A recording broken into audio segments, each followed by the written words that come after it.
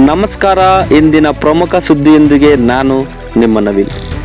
ಚಿಕ್ಕಬಳ್ಳಾಪುರ ನಗರದಲ್ಲಿ ಅನಾರೋಗ್ಯದಿಂದ ಬಳಲುತ್ತಿದ್ದ ವ್ಯಕ್ತಿಯ ಕಾರನ್ನು ಬರೋಬ್ಬರಿ 4 ಗಂಟೆಗಳ ಕಾಲ ರಸ್ತೆಯಲ್ಲೇ ತಡೆ ಹಿಡಿದ ಟ್ರಾಫಿಕ್ ಪೊಲೀಸರ ನಡೆ ಈಗ ರಾಜ್ಯಾದ್ಯಂತ ತೀವ್ರ ಆಕ್ರೋಶಕ್ಕೆ ಕಾರಣವಾಗಿದೆ. ಈ ಘಟನೆಯನ್ನು ಗಂಭೀರವಾಗಿ ಪರಿಗಣಿಸಿರುವ ಮಾನವ ಹಕ್ಕುಗಳ ರಾಜ್ಯಾಧ್ಯಕ್ಷರಾದ ಸಿಎಂ ಬೈರೇಗೌಡರು ಪೊಲೀಸರ ವಿರುದ್ಧ ಗುಡುಗಿದ್ದಾರೆ. ಇದು ಚಿಕ್ಕಬಳ್ಳಾಪುರ ನಗರದಲ್ಲಿ ನಡೆದ ಅಮಾನವೀಯ ಘಟನೆ.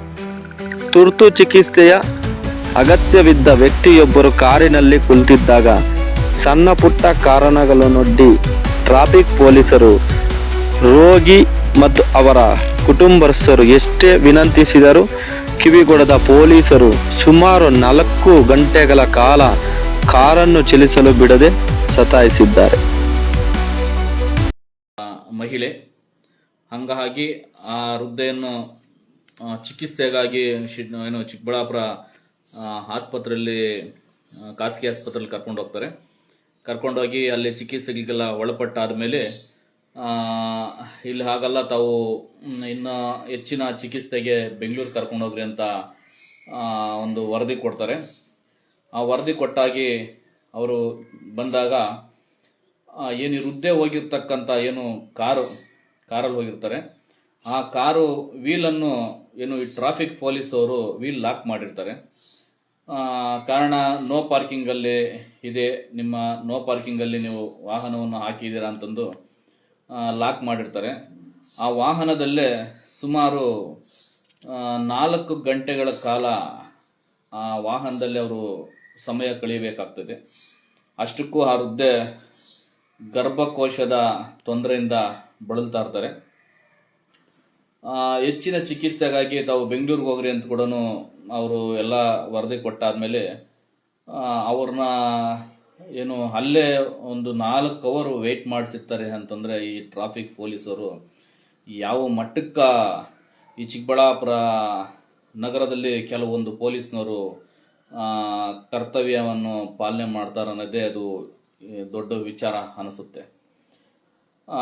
ಕನಿಷ್ಠ ಪಕ್ಷ ವೀಲ್ ಲಾಕ್ ಮಾಡಿರ್ತಕ್ಕಂಥ ಪೊಲೀಸ್ನವ್ರಿಗೆ ತಾವು ಸಹ, ನಿಮ್ಮ ತಾಯಿಯೂ ಸಹ ಒಬ್ಬ ಹೆಣ್ಣು ಅನ್ನೋದು ತಾವು ಮೈಂಡಲ್ಲಿ ಇಟ್ಕೊಂಡ್ರೆ ನೀವು ಅಮಾನವಿ ಅಂತ ವರ್ತನೆ ಮಾಡಿರ್ತಾರಲ್ವ ಆ ಸಮಯ ತಮಗೆ ತಾವೆಲ್ಲಿ ಸಿಗ್ತಾರ ಕೇಳಿ, ತಮಗೆ ಬಂದು ದೊಡ್ಡ ಒಂದು ಹಾರ ಹಾಕಿ ನಿಮ್ಮನ್ನ ಸನ್ಮಾನ ಮಾಡ್ಬೇಕು ಅನ್ಕೊಂಡಿದ್ದೀವಿ ನಾವು. ಅಲ್ಲ ರೀ, ನಿಮ್ಮನ್ನ ಹೊತ್ತು ಸಾಕಿರೋದು ಒಬ್ಬ ತಾಯಿ ಅನ್ನೋದು ನೀವು ಮರೆತಿದ್ದೀರಾ ಅಂತಂದ ಮೇಲೆ ತಾವು ಮೇಲಿಂದ ಹಿಡಿದು ಬಂದಿದ್ದೀರಾ ನೀವು? ಅಷ್ಟಕ್ಕೂ ಮಿಗಿಲಾಗಿ ಆ ವೃದ್ಧೆ ಒಂದು ಗರ್ಭಕೋಶದಿಂದ ಬಳಲ್ತಾ ಇರ್ತಾಳೆ. ಹಂಗಾಗಿ ಆ ವೃದ್ಧೆ ಎಷ್ಟು ಅವ್ರು ಕೇಳ್ಕೊಂತಾರೆ, ನೋ ಪಾರ್ಕಿಂಗಲ್ಲಿ ಗಾಡಿ ಇದೆ, ನಾವು ಸರ್ಕಾರಕ್ಕೆ ಪಾವತಿ ಮಾಡಬೇಕಾಗಿರ್ತಕ್ಕಂಥ ಹಣವನ್ನು ಸಹ ನಾವು ಪಾವತಿ ಮಾಡುತ್ತೇವೆ, ಪೆನಾಲ್ಟಿ ಸರ್ಕಾರಕ್ಕೆ ನೀವು ಏನು ವಸೂಲಿ ಮಾಡ್ತೀರೋ ಅದೆಲ್ಲ ಹೋಗಂಥದ್ದು ಸರ್ಕಾರಕ್ಕೆ. ನಾವು ಫೈನ್ ಕಟ್ಟಂಥದ್ದು ಅಥವಾ ನಾವು ಟ್ಯಾಕ್ಸ್ ಕಟ್ಟಂಥದ್ದು ಅಥವಾ ಇನ್ನೇನೋ ನೀವು ಪ್ರಕರಣಗಳಿಗೆ ದಾಖಲೆ ಮಾಡೋಂಥ ದುಡ್ಡೆಲ್ಲ ಎಲ್ಲಿಗೆ ಹೋಗುತ್ತೆ? ಸರ್ಕಾರಕ್ಕೆ ಹೋಗುತ್ತೆ. ಆ ಸರ್ಕಾರನೇ ನಿಮಗೆ ದುಡ್ಡು ಕೊಡೋದು, ನಿಮಗೆ ಸಂಬಳ ಕೊಡೋದು. ಅಲ್ಲಿಗೆ ನಿಮ್ಗೆಲ್ಲ ದುಡ್ಡು ಯಾರು ಕೊಡ್ತಾ ಇದ್ದಾರೆ? ನಾವು ಕೊಡ್ತಾ ಇರ್ತಕ್ಕಂಥ ದುಡ್ಡು ನಿಮಗೆ, ನಮ್ಮ ದುಡಿಮೆ ದುಡ್ಡು ನಾವು ನಿಮಗೆ ಕೊಡ್ತಕ್ಕಂಥದ್ದು. ತಾವು ಯೋಚನೆ ಮಾಡ್ಬೇಕಾಗಿರ್ತಕ್ಕಂಥ ವಿಚಾರ ಸ್ನೇಹಿತರೆ. ನೋಡಿ, ಒಬ್ಬ ವೃದ್ಧೆ ಗರ್ಭಕೋಶದಿಂದ ಬಳಲ್ತಾ ಇರ್ತದೆ, ಹೆಚ್ಚಿನ ಚಿಕಿತ್ಸೆಗೆ ಬೆಂಗಳೂರಿಗೆ ಹೋಗ್ಬೇಕಂತ ಹೇಳಿದ್ರು ಸಹ ಅಂಥವರು ಬೇಡ್ತಾ ಇದ್ದಾರೆ, ನಾವೇನು ಫೈನ್ ಕಟ್ಬಿಡ್ತೀವಿ, ನಮ್ಮನ್ನು ಬಿಡಿ, ಆದಷ್ಟು ಬೇಗ ನಾವು ಹಾಸ್ಪಿಟ್ಲಿಗೆ ಹೋಗ್ಬೇಕು, ಅದು ಏನಾಯ್ತೋ ನಾವು ಕಟ್ತೀವಿ ಅಂದರೆ, ಅಲ್ಲ ನೀವು ಬೇರೆ ಡಾಕ್ಯುಮೆಂಟ್ ಎತ್ಕೊಂಬಂದು ತೋರಿಸ್ರಿ ಅಂತೇನೆ ಹೇಳಿದ್ರಂತೆ ಅಂತಂದ್ಬಿಟ್ಟು ಅವ್ರನ್ನ ಸತತವಾಗಿ 4 ಗಂಟೆಗಳ ಕಾಲ ಅವ್ರನ್ನ ನೀವಲ್ಲಿ ಸತಾಯಿಸಿ ಆಮೇಲೆ ಸಂಬಂಧಪಟ್ಟಂತಹ ಅಧಿಕಾರಿಗಳಿಗೆ ಇನ್ಫಾರ್ಮ್ ಮಾಡಿ ಆದಮೇಲೆ, ಹೈಯರ್ ಆಫೀಸರ್ಗೆ ಇನ್ಫಾರ್ಮ್ ಮಾಡಿ ಆದಮೇಲೆ ಬಿಟ್ಟು ಕಳಿಸಿದ್ದಾರೆ ಅಂತ ಹೇಳ್ತಾ ಇದ್ದಾರೆ. ಎತ್ತು ಸಾಗುತ್ತಾ ಇದೆ ಇದು, ಅಲ್ಲ ಎತ್ತು ಸಾಗ್ತಾ ಇದೆ. ಈಗ ಆ ವೃದ್ಧೆಯರಿಗೆ ತುಂಬಾ ಮಾನಸಿಕವಾಗಿ ಒಂಚೂರು ಅಮಾನವೀಯ ಘಟನೆ ಇದು. ಹಂಗಾಗಿ ಒಂದು ಹೆಂಗಸಿಗೆ ಈ ಥರ ಆಗ್ತಾ ಇದೆ ಅಂತಂದ್ರೆ ಎಷ್ಟೋ ಮಹಿಳಾ ಆಯೋಗಗಳಿದ್ದಾವೆ, ಎಷ್ಟೋ ಅದಕ್ಕೆ ಸಂಬಂಧಪಟ್ಟಂತ ಅಧಿಕಾರಿಗಳಿದ್ದಾರೆ. ತಾವೆಲ್ಲ ಇವರು ಎಲ್ಲಿದ್ದಾರೋ ಗೊತ್ತಿಲ್ಲ. ಮಹಿಳಾ ಆಯೋಗದವರಾಗಿರ್ಬೋದು ಅಥವಾ ಮಹಿಳೆ ರಕ್ಷಣೆಗೆ ಇರ್ತಕ್ಕಂಥ ಸರ್ಕಾರ ಅಡಿಯಲ್ಲಿ ಕೆಲಸ ಮಾಡ್ತಕ್ಕಂಥ ಅಧಿಕಾರಿಗಳು ಇವರೆಲ್ಲ ಎಲ್ಲಿ ಮರೆ ಮಾಚ್ಕೊಂಡಿದಾರೋ ಗೊತ್ತಾಗ್ತಾ ಇಲ್ಲ. ಬರೀ ಆಡಂಬರಗಳಿಗೆ, ಬರೀ ವೇದಿಕೆ ಕಾರ್ಯಕ್ರಮಗಳಿಗೆ ಅಲ್ಲ ನಿಮ್ಮ ಒಂದು ಏನು ವೃತ್ತಿ ಅಲ್ಲಿ. ತಾವು ಸಹ ಇಂಥ ಘಟನೆಗಳೇ ಆದ ಕೂಡಲೇ ಸಂಬಂಧಪಟ್ಟಂತ ಅಧಿಕಾರಿಗಳ ಶಿಸ್ತಿನ ಕ್ರಮ ಜರುಗಿಸಬೇಕು.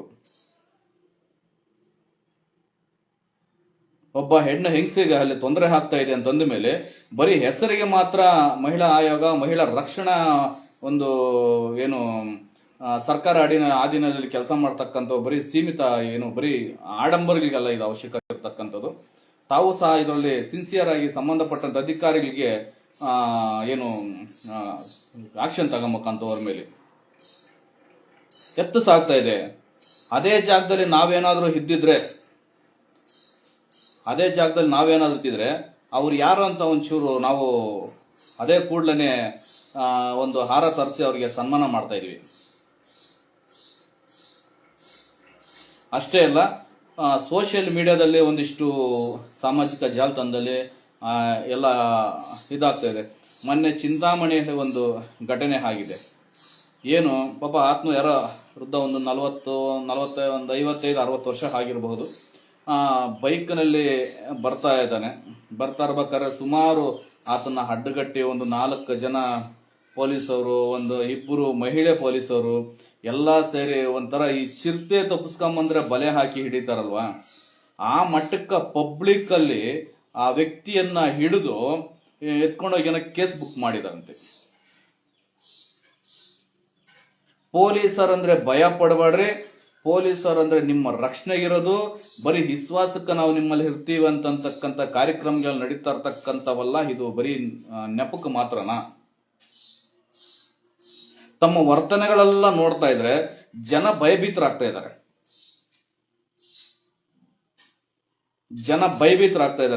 ಸಾಕಷ್ಟು ಕಂಪ್ಲೇಂಟ್ಗಳು ಬರ್ತಾ ಇದಾವೆ ಈಗಾಗಲೇ ನಮ್ಮ ಏನು ಕೆಲವೊಂದು ಪೊಲೀಸ್ ವ್ಯಕ್ತಿಗಳ ಮೇಲೆ, ಅವರ ದೌರ್ಜನ್ಯಗಳು, ಅವರ ದರ್ಪಗಳು.